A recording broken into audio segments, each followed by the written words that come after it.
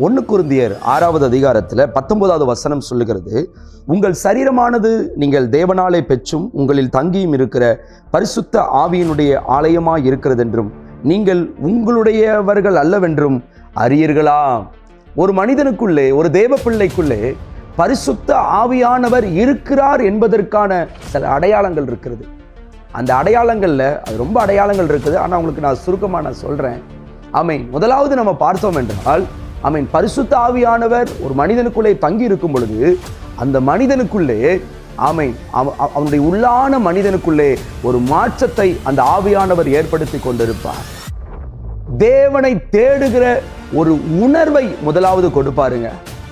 நம்ம தேவனை தேடுகிறதற்கு எல்லாருமே நம்ம என்ன பண்ணிடுவோம், சில வேளையில் நம்ம அதை விட்டுருவோம்.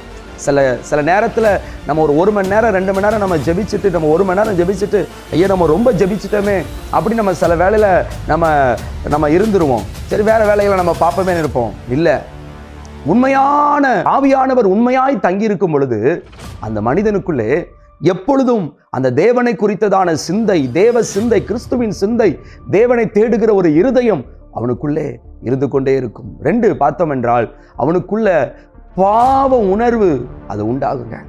பாவத்தை குறித்த ஒரு உணர்வு இருக்கும். இன்றைக்கு அநேகருக்குள்ள தான் செய்கிற காரியங்கள் என்னவென்று அவங்களுக்கு தெரியல.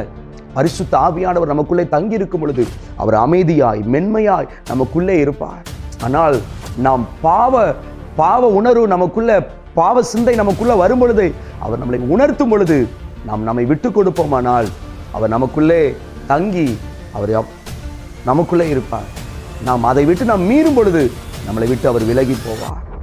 இன்றைக்கும் பரிசுத்த ஆவியானவர் இருக்கிறதற்கான சில அடையாளங்களை நாம் பார்த்தோமானால், 3வது நம்ம பார்த்தோமானால், நமக்குள்ளே ஒரு சாந்த குணத்தை கொடுப்பாருங்க. எவ்வளவுதான் நமக்கு கோபம் வந்தாலும், எவ்வளவுதான் நமக்கு பிரச்சனைகள் வந்தாலும், நம்மளை எந்த காரியம் நம்ம எதிர்த்தாலும் அந்த வேளையில நமக்கு ஒரு சாந்தமுள்ள ஒரு ஆவியை கொடுத்து, பொறுமையுள்ள ஒரு ஆவியை கொடுத்து நம்மளை நடத்துவாருங்க.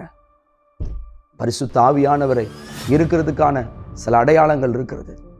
அதிலே இந்த அடையாளங்கள் நமக்குள்ளே இருக்கிறதா என்று நீங்கள் தற்பரிசோதனை செய்து கொள்ளுங்கள். God bless you. கர்த்தர் உங்களை ஆசீர்வதிப்பாராக.